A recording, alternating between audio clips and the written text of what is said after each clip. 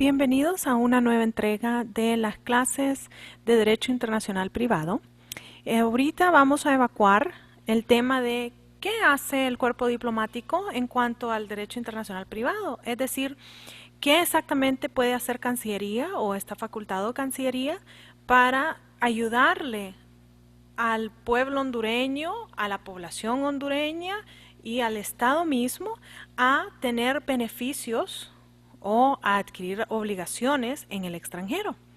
Entonces vamos a compartir las diapositivas que nos tratan sobre esta temática. Empezamos nuevamente, como siempre, con la diapositiva que nos habla acerca de nuestra clase, que es la clase que estamos tomando. Y vamos a ver la respuesta a la pregunta, ¿qué rol tiene Cancillería en el derecho internacional privado? Esta es una pregunta que usualmente nos hacemos, no solo en Honduras, sino que a nivel internacional. Es una pregunta bastante interesante, especialmente porque en Honduras ni siquiera le decimos Cancillería, ¿verdad? Legalmente hablando, es la Secretaría de Relaciones Exteriores y Cooperación Internacional. En estos momentos así se llama, ¿no? Secretaría de Relaciones Exteriores y Cooperación Internacional. En otros países y en algún momento en Honduras nosotros le llamábamos legalmente Cancillería, pero coloquialmente hasta el día de hoy nosotros en Honduras le decimos Cancillería. En otros lugares, muy importantemente Estados Unidos, que es uno de nuestros primeros socios comerciales, es el primer socio comercial que tenemos, pero además de eso es el lugar donde mayor hondureños viven en el extranjero.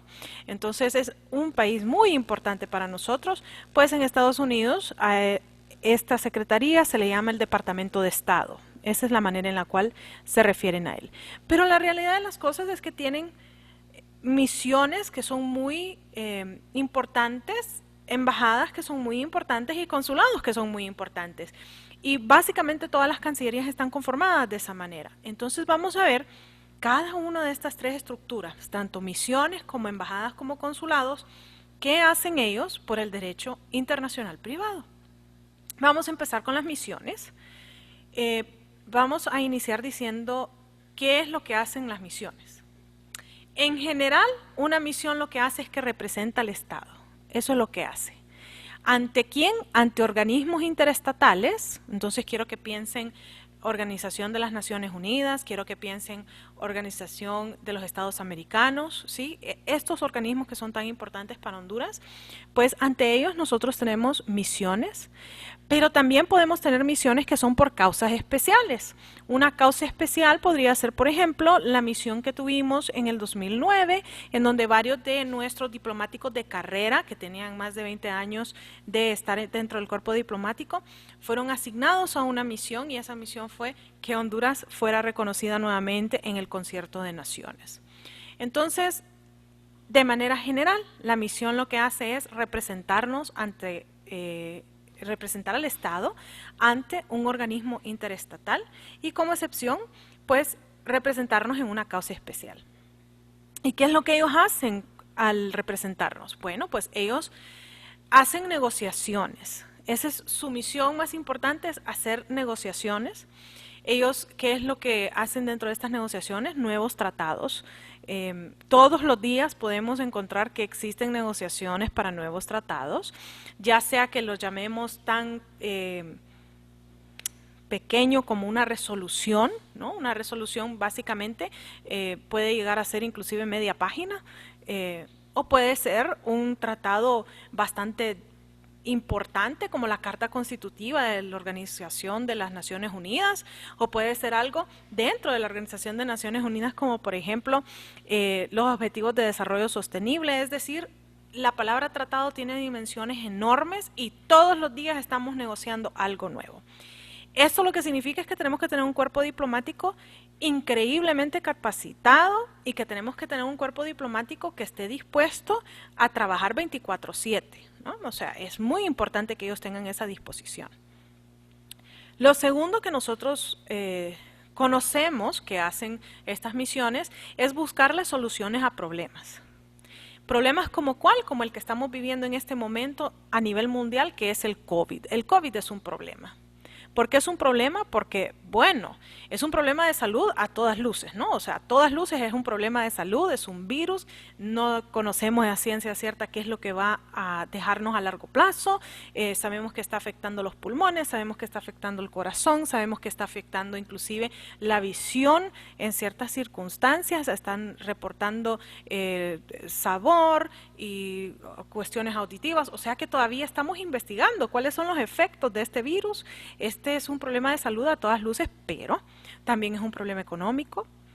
El mundo entero ha estado básicamente en una cuarentena que no ha funcionado, pero hemos estado en cuarentena y esta cuarentena significa negocios cerrados, que algunos de ellos nunca van a poder volver a abrir, empleos perdidos, que muchas veces muchos de estos empleos no van a volver a abrirse. Entonces estamos viendo un problema económico, laboral, el problema educativo. En estos momentos ustedes y yo estamos tomando una clase por esta vía justamente por el COVID. Entonces tenemos dentro de estas misiones que buscar soluciones a estos problemas que son a nivel mundial y pueden ser problemas repentinos como el COVID o pueden ser problemas ancestrales como por ejemplo la pobreza. ¿Qué podemos hacer por la pobreza? O sea, esta es una pregunta enorme, ¿no? ¿Qué podemos hacer para llevar agua potable a todo el estado? Una pregunta con implicaciones increíblemente difíciles de dimensionar. Honduras, por ejemplo, es un lugar que es rico en agua, pero que no tenemos agua potable a nivel, o sea, a nivel masivo del país. Todavía tenemos gente que de una pipa de agua va y consigue agua o va al río, que muchas veces está contaminado, y tenemos este montón de circunstancias que hacen que nosotros no tengamos agua potable. O sea que estos son problemas que nosotros tenemos que solucionar. Y una tercera cosa que ellos hacen que es tan importante, especialmente para Honduras tan importante, es que ellos buscan financiación, ya sea darla o recibirla. En el caso de Honduras, recibirla. Tenemos misiones que son muy efectivas, que inclusive nos han conseguido en este momento, donde todo el mundo está en crisis, nos han conseguido financiación justamente para todos los hondureños que están siendo afectados por esta enfermedad. Entonces, ese aspecto de la financiación es muy importante que ellos sepan manejarlo. ¿Cómo vamos a conseguir esa financiación? Esa es una pregunta enorme, ¿no? O sea, necesitamos tener transparencia, se necesita manejar por medio de ONGs, necesitamos secretarías responsables, vamos a hacer desembolsos en efectivo o va a ser en bienes, o sea, son preguntas enormes, ¿verdad? Que no solo Honduras se hace, sino que todo el mundo se hace. Lo que sí deberíamos de tener son diplomáticos, como tenemos en ciertos lugares, diplomáticos que son comprometidos y que están dispuestos a hacer esa negociación de ir a pedir dinero, básicamente. Y luego tenemos dos que hacen básicamente los tres niveles, tanto misión como embajadas como consulados, que es defender la soberanía estatal, muy importante, y reportar detalles importantes, algo que ellos oyeron, algo que ellos vieron, algo que ellos piensan que es importante que nosotros sepamos. Entonces estas son cosas que hacen las misiones a nivel general, a nivel global. ¿Qué significa esto para el derecho internacional privado? Bueno, para el derecho internacional privado las misiones lo que hacen es negociar nuevos tratados y esos nuevos tratados tienen que favorecer, cuando estamos hablando del derecho internacional privado, a las personas naturales y a las personas jurídicas. Esa discusión ya la hemos tenido acerca de quiénes son las naturales y las jurídicas. Hasta el momento las naturales solo somos los seres humanos y las jurídicas pues tienen dimensiones de con fin de lucro y sin fin de lucro. Tan grandes como un organismo internacional, tan pequeñas como una microempresa con un solo propietario y un solo empleado, un multiusos, ¿no? O sea, algo grande y enorme como la ONU y algo tan pequeño como la señora que vende baleadas en la esquina, ¿no? O sea, eso es una persona jurídica.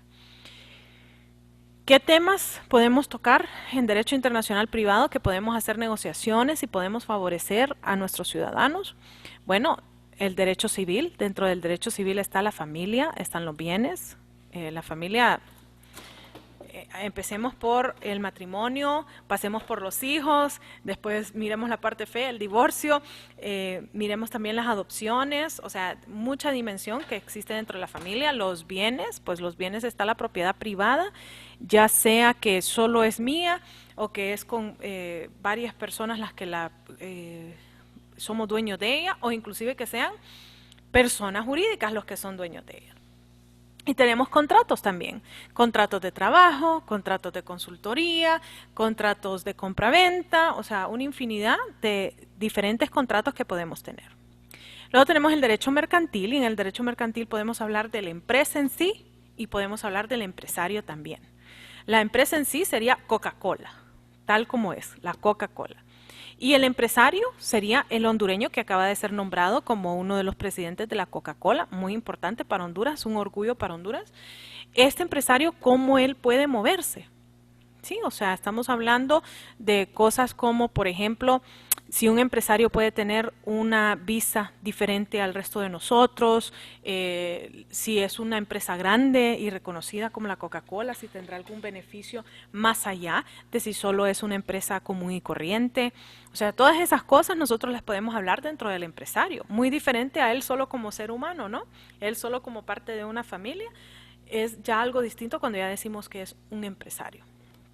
El derecho laboral, muy importante dentro de las cuestiones privadas, o sea, quién es mi empleador y quién es mi empleado, es algo muy personal. A quien yo decido contratar es algo muy personal, es algo privado en donde el Estado no debería de meterse, nada más que para ayudar, ¿sí? O sea, darle algún tipo de protección al empleado en dado caso de que él pues no esté dentro de las condiciones para defenderse él mismo. Y algo un poquito controversial, especialmente para mis abogados acá, es el derecho procesal. ¿Por qué es controversial? Bueno, es controversial por el hecho de que la mayoría de los autores que nosotros leemos dentro del derecho nos dicen que el derecho procesal es una cuestión de derecho público. Pero hay cosas dentro del derecho procesal que nosotros podemos jalarlas al derecho privado, como por ejemplo, cuáles son las buenas prácticas que nosotros tenemos para tomar el testimonio de un niño. Sí, o sea, el proceso en sí es algo público, lo haría un juzgado, pero las buenas prácticas que nosotros tenemos que tener con ese niño sería algo muy privado, ¿sí? Cómo tratar a ese niño, cómo tratar a una mujer que ha sido objeto de violación. Algo que se está empezando a hablar, gracias a Dios, cómo se trata a un hombre que ha sido sujeto de una violación. Eso es algo que es todavía en muchos lugares muy tabú hablar de eso, que el hombre puede ser sujeto de una violación, inclusive de una violación continua de su propia pareja.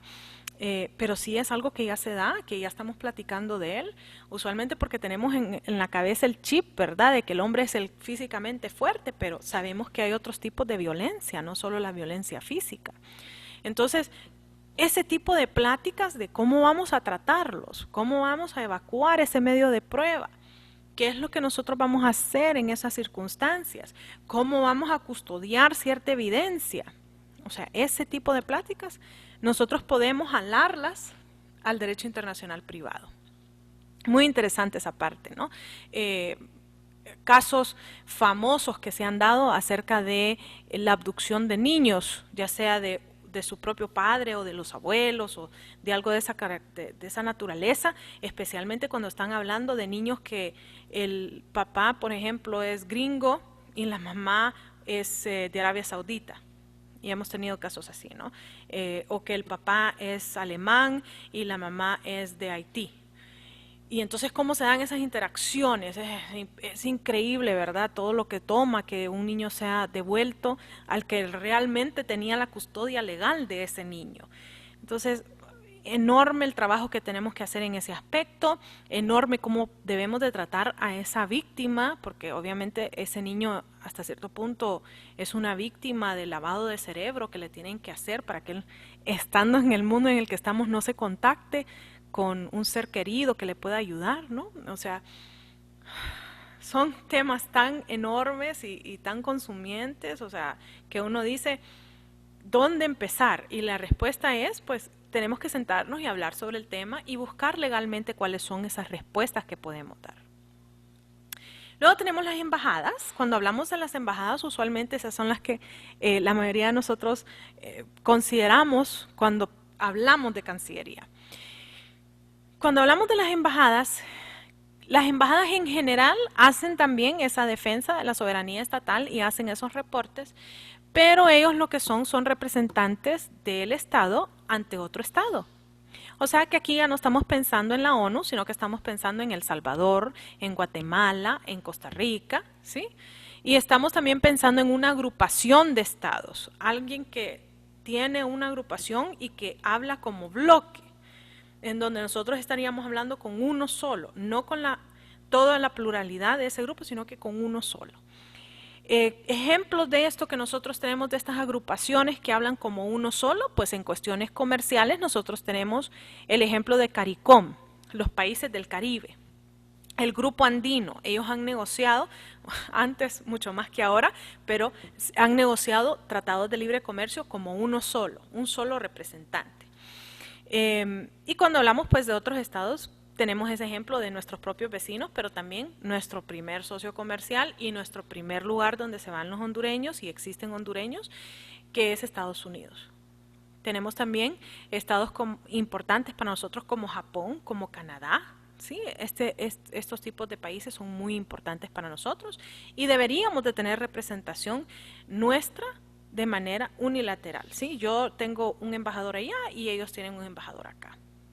Y la segunda cosa que ellos hacen es negociar. Y lo que ellos hacen en las negociaciones son nuevos tratados bilaterales. Es decir, Estados Unidos y Honduras vamos a hacer un convenio. ¿Qué tipo de convenio podrían hacer las embajadas?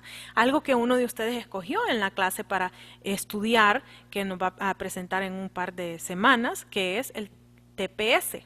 Sí, el estatus temporal que tienen los hondureños. Eso lo tiene que negociar la Embajada de Honduras con el Departamento de Estado de Estados Unidos, que ellos tienen que luego hacer sus negociaciones internas, políticas y legales, de cómo pueden permitir que estas personas se queden adentro de Estados Unidos sin estar legal en Estados Unidos. Sí, muchas veces habiendo expirado su visa o habiendo inclusive ingresado de manera ilegal, bueno, pues ellos hacen esas negociaciones para poder extender ese plazo que ellos se puedan quedar, buscarles una manera de convertirse en residentes de los Estados Unidos. Otro ejemplo de algo que deberían de hacer las embajadas, que lo hicieron cuando hicieron esa negociación con España, es que nosotros en muchas ocasiones tenemos que hacer un juramento en donde nosotros renunciamos dentro de ese juramento. Eso no significa que legalmente yo lo estoy renunciando, pero yo renuncio a mi nacionalidad hondureña cuando yo adquiero otra nacionalidad, como por ejemplo la nacionalidad costarricense. Ni siquiera estoy hablándoles de Estados Unidos, que es un estado mucho más poderoso con el que muy temerosamente nosotros podríamos ir a negociar algo de esa naturaleza. Pero algo tan sencillo como nuestro propio vecino, nuestro propio parte de nuestra propia asociación como países centroamericanos, algo tan sencillo como Costa Rica, yo tengo que renunciar a ser hondureña para poder adquirir la ciudadanía costarricense, sin importar que esté casada, sin importar que tenga hijos o lo que sea con un costarricense, tengo que renunciar a ella. Entonces, esa persona que que está como embajador en Costa Rica debería, para ayudarnos, hacer un tratado en donde, tal como sucede con España, yo no tengo que renunciar a mi ciudadanía hondureña, ya sea solo con un juramento o de manera legal, haciendo una declaración jurada donde yo renuncio a mi ciudadanía. Y si los hondureños no tienen que hacerlo en Costa Rica, pues los costarricenses no tienen que hacerlo en Honduras. Ese tipo de negociaciones nosotros podemos hacerla. ¿Por qué no vamos a poder hacerla si lo pudimos hacer con España? Hacerla primero con nuestros vecinos, luego ir extendiendo ese panorama, hacerla con Estados Unidos, hacerla con Canadá, en donde varios de nuestros compatriotas ahora se van a trabajar y se casan con una canadiense o con un canadiense y ellos quieren adquirir esa nacionalidad para vivir con tranquilidad y no pueden hacerlo porque tendrían que renunciar legalmente a la ciudadanía hondureña y a la nacionalidad hondureña. O sea, muy delicados esos temas y ellos pueden hacerlos como embajadores. Esa debería de ser una de las misiones. ¿Qué sucede cuando yo soy nacional de un estado que no sucedería con yo solo siendo residente? Bueno, puedo votar, no me la pueden revocar sin una causa increíblemente justificada como traición a la patria, no tengo que estar renovándola todos los años, gastando dinero. Muchas veces las personas que se van y están en estas condiciones no tienen los 250, 500 o más dólares que cuesta hacer algo así. Usualmente se los digo en dólares porque inclusive aquí en Honduras esos procesos se hacen en dólares. Uno cuando llega al banco solo le dicen el cambio del día, pero las tarifas están en dólares. El Salvador, pues ellos ya están dolarizados. Guatemala también lo hacen en dólares. Entonces, no estar haciendo esas erogaciones anuales de tanto dinero, no tener que estar con ese pendiente de, uy, y si gana el partido contrario, ¿cómo voy a quedar yo? En el caso de los residentes, ¿será que me la van a volver a extender o será que me la van a cancelar? Y estar en esa incógnita, bueno, pues entonces nosotros podemos hacer este tipo de negociaciones para que a nosotros se nos pueda admitir tener dos ciudadanías, para que a nosotros se nos pueda admitir tener dos nacionalidades, tener dos pasaportes. Usualmente las personas que están opuestas a estas nociones son personas que no quieren ver un mundo en donde las personas puedan moverse tan libremente. Entonces estamos hablando tanto de personas de izquierda como de derecha. O sea, no crean que esto solo es un tema en que, ay, tal partido no lo quiere. No, de los dos partidos hay personas que no quieren que esto se dé y por eso es que es tan difícil llegar a tener un embajador que quiera hacer este tipo de negociaciones. Pero este es un ejemplo de lo que una embajada pudiera hacer. Otro ejemplo, decirle que los productos de Honduras, como por ejemplo el café, como por ejemplo la langosta, entren a su estado sin tener que pagar impuestos. Tratado de libre comercio, ¿no? Entonces, ese tipo de cosas ellos también la pueden hacer como embajada, hacer esas negociaciones. Para el derecho internacional privado, pues ellos lo que hacen es exactamente lo mismo que hacen las misiones, que es negociar nuevos tratados que favorezcan a las personas naturales y jurídicas. ¿Qué vamos a hacer con un niño que nazca en Costa Rica y que sea de una mamá hondureña?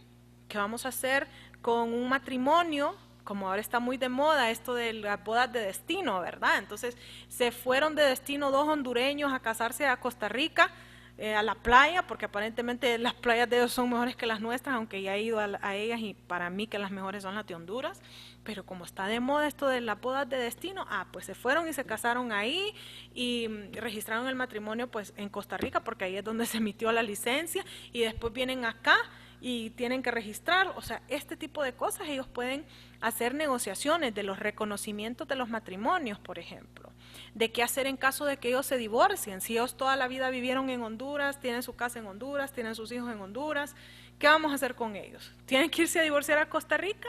Entonces ese tipo de cosas ellos pueden negociarlas, tanto algo pequeño como algo mucho más grande, ¿no? Y obviamente la misma lista que teníamos con las misiones, ¿verdad? Los bienes, las sucesiones, los contratos. Sucesiones, cuando hablamos de sucesiones estamos hablando de herencias, pero también estamos hablando de eso que muchas veces nosotros escuchamos que dicen heredar en vida. Eso es dentro del ámbito legal, se le llaman las daciones, ¿sí? Yo doy en vida. Es muy popular por el hecho de los impuestos en muchos estados. Heredar, cuando se ha muerto alguien, los impuestos son enormes, pero cuando se da una dación en vida, los impuestos son mucho más digeribles o comestibles, ¿no? Entonces tenemos exactamente la misma lista y es básicamente, la diferencia es que la misión hace esa negociación a nivel de Naciones Unidas, la Organización de Estados Americanos, en el caso de Honduras, mientras que la embajada lo hace con El Salvador, Nicaragua, Guatemala, México, ¿sí? O sea que esto ya es algo bilateral. Y luego vamos a los consulados, nuestra última estructura. ¿Qué hacen los consulados? Pues igualmente ellos tienen que defender la soberanía estatal y tienen que reportar detalles importantes que ellos hayan escuchado.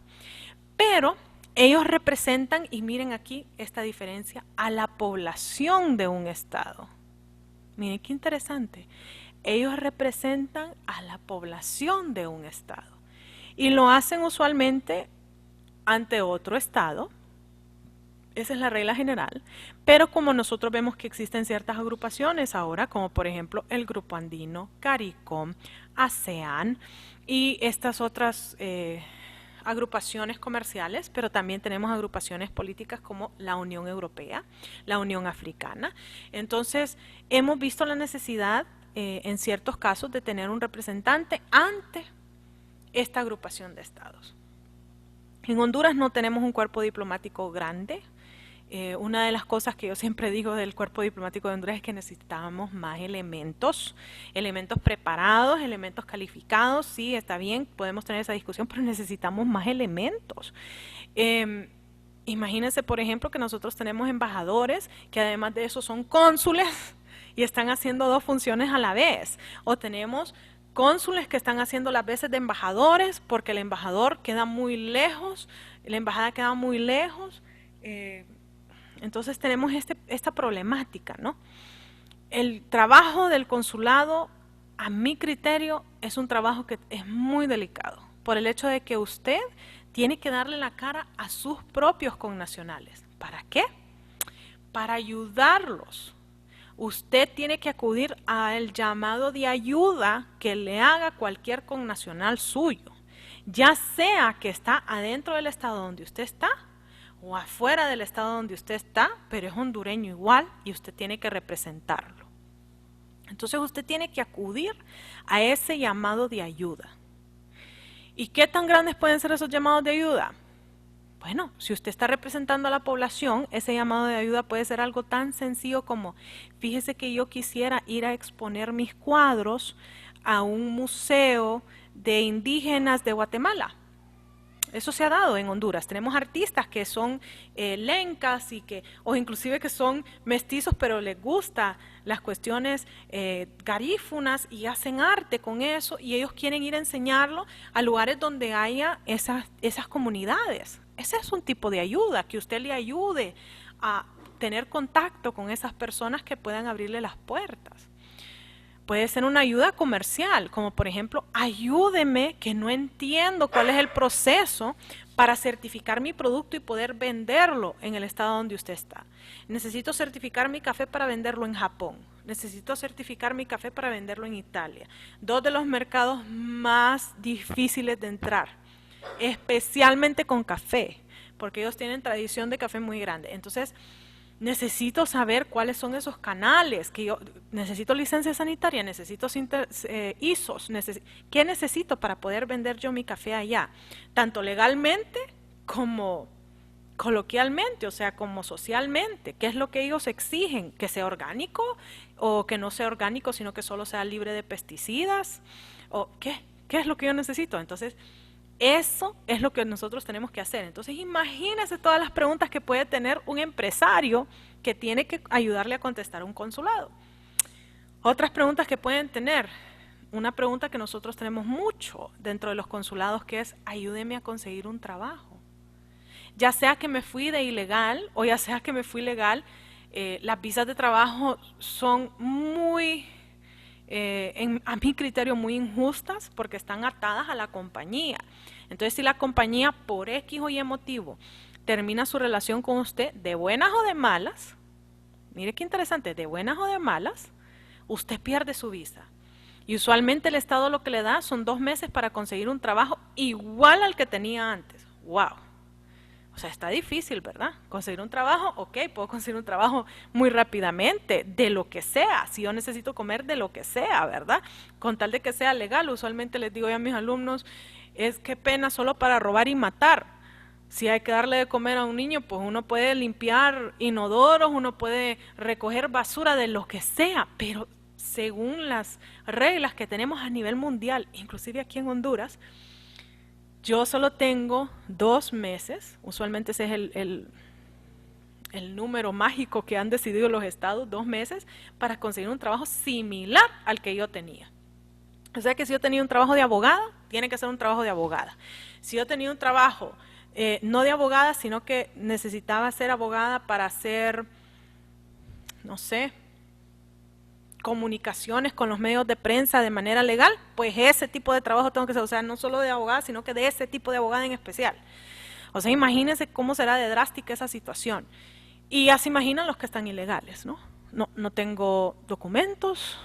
O sea, aquí en Honduras lo primero que le piden a uno es su tarjeta de identidad, sus antecedentes penales y sus antecedentes policiales. Eso es lo primerito que le piden en la mayoría de los trabajos acá. Entonces, si yo ni siquiera tengo mis documentos, ¿cómo voy a conseguir trabajo? Y ya se empiezan entonces a muchos otros temas a meter en el problema, que es, y tengo hijos y tengo esposa, y mi esposa no es de Honduras, sino que es de El Salvador, y mis hijos son nacidos aquí, ¿y qué hago? Sí, ese tipo de preguntas, ¿y qué hago? Pues para eso está el consulado, para responderle a usted qué es lo que puede hacer. Inclusive la respuesta puede ser tan sencilla como, mire, la embajada tiene una lista de abogados que le puede ayudar, y esta es la lista de abogados que le puede ayudar, porque ya la embajada junto al consulado han hecho su lista para poder darle respuesta en ese sentido. Inclusive en ciertos lugares ellos tienen hasta una lista de médicos. Estos son los médicos que nosotros conocemos, que usted puede ir y puede pedirle ayuda en cuestiones médicas que no le va a cobrar mucho, ¿no? Entonces, tanto la embajada como el consulado se ayudan entre ellos para llegar a esa lista, a tener una lista de esos profesionales que les pueden ayudar a nuestros connacionales, ¿sí? Entonces, muy interesante ver esa parte. Y para el derecho internacional privado, imagínense todo lo que hemos estado hablando, pues lo primero que ellos tienen que hacer es conocer la ley, tanto la ley nuestra como la ley del país donde ellos están, del estado donde ellos están, conocido comúnmente como el estado anfitrión.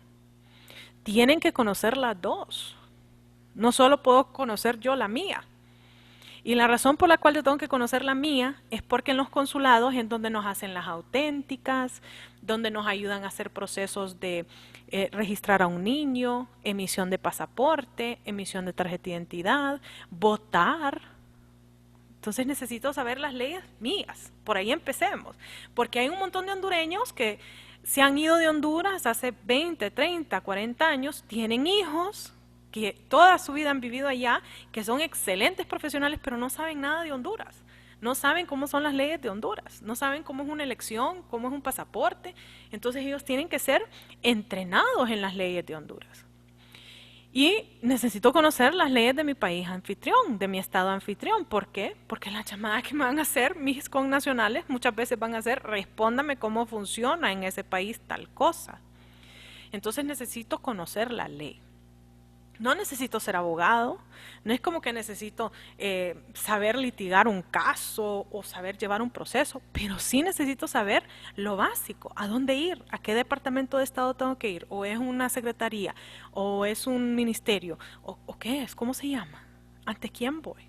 Sí, entonces lo básico de a dónde ir, qué ley es la que me aplica la ley de familia o me aplica la ley de migrante, o ¿qué ley me aplica, ¿no? Entonces esas cosas pues ellos tienen que tener un entrenamiento tanto en la nuestra como en la del país donde ellos están. Y ellos tienen que atender los casos de los connacionales para promocionar, para defender y para reconocernos. Son las tres cosas que ellos usualmente tienen como primordial: promover, defender y reconocer. ¿Promover de qué manera? Traiga a Orolenka a que le dé una presentación, a que miren la belleza que nosotros tenemos en Honduras, esas danzas que nosotros tenemos. Tráigase a los panecitos de Juana que están en el barrio La Bolsa, los panes de la bolsa. Llévelos afuera para que la gente conozca cómo son esos panes, esa tradición que nosotros tenemos, y exporte ese café que tanto orgullo le trae a Honduras, que hemos sido Copa de Oro ya varios años. Hábleles acerca de la Virgen de Suyapa, porque es tan importante nuestra patrona. Sí, pero es que no somos un estado religioso. Es que eso no tiene nada que ver, eso es parte de Honduras. Suyapa es parte de Honduras. Bueno, tantas cosas que podríamos hablar, los detalles de los muebles de madera que nosotros hacemos, cómo los hacemos, esa historia nuestra de los mayas, tantas cosas que nosotros podemos exportar, que podemos promocionar. Usualmente nosotros vemos bastante de eso en cuestiones de turismo para Honduras, pero sí también tenemos que promocionar otras cosas. Una de las cosas que nosotros usualmente promocionamos es a nuestro Sir Salvador Moncada, que lo andamos promocionando y repetimos 1000 veces, es hondureño, es hondureño. Imagínense, es una de las grandes dicotomías que nosotros tenemos, porque el señor, para poder haber sido Sir, pues él tuvo que renunciar a su nacionalidad. Él no puede ser un caballero de la corte sin haber podido renunciar a su nacionalidad hondureña. Entonces, ese tipo de cosas, ¿verdad? Promocionar a nuestros hondureños, promocionar esas cosas buenas de Honduras, porque usualmente lo único que escuchamos, desgraciadamente, son cosas malas. Y los consulados son los encargados de promocionar las cosas buenas. Promocionemos las cosas buenas, que Honduras tiene muchas cosas lindas. Defender, en todo aspecto. Si nos están haciendo canibalismo, una empresa que vio nuestro producto, vio que estaba funcionando, le copian el nombre a nuestra empresa y empiezan a vender productos similares, hasta con los mismos colores y el mismo marketing, ese tipo de cosas, el consulado tiene que defenderlos. Que hay un hondureño que está preso, que fue convicto por haber matado a alguien y le aplican una pena de muerte, pues ahí tenemos que ir a defenderlo, porque en Honduras no aceptamos la pena de muerte y él es hondureño. Entonces vayamos y platiquemos y digamos, mire, no le aplique la pena de muerte, devuélvalo a Honduras y nosotros lo vamos a meter en la cárcel. Que hasta muchas veces esos reos han dicho, no, prefiero morirme antes de ir a una cárcel de Honduras, ¿verdad? Pero es parte de la defensa que nosotros tenemos que hacer, no lo mate. Déjelo preso por el resto de su vida si quiere, regréselo a Honduras si quiere, pero no lo mate. Casos también como por ejemplo la paternidad de un niño. ¿Qué hacer con esa paternidad que nosotros no conocemos y el padre fue deportado y la madre pues no es hondureña y el niño nació en Estados Unidos? O sea, ese tipo de cosas, pues el consulado tiene que defenderlos. Y reconocimiento de un pasaporte, reconocimiento de una tarjeta de identidad, reconocimiento de que el otro estado nos reconozca que estemos ahí. O sea, no solo las cosas que nosotros hacemos, sino que el otro estado reconozca que estamos ahí. Ese tipo de cosas es lo que tienen que atender en los consulados. Muy interesante, ¿no? Entonces, recapitulando.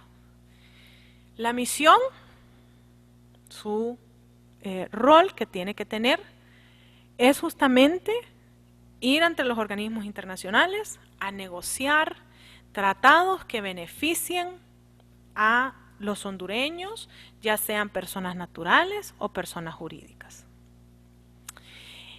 ¿Qué es lo que hacen las embajadas? Ir a otros estados a negociar tratados para que puedan beneficiarse los hondureños, ya sean personas naturales o personas jurídicas. Y los consulados lo que hacen es defender a los hondureños estando adentro de otro estado. Eso es lo que hacen.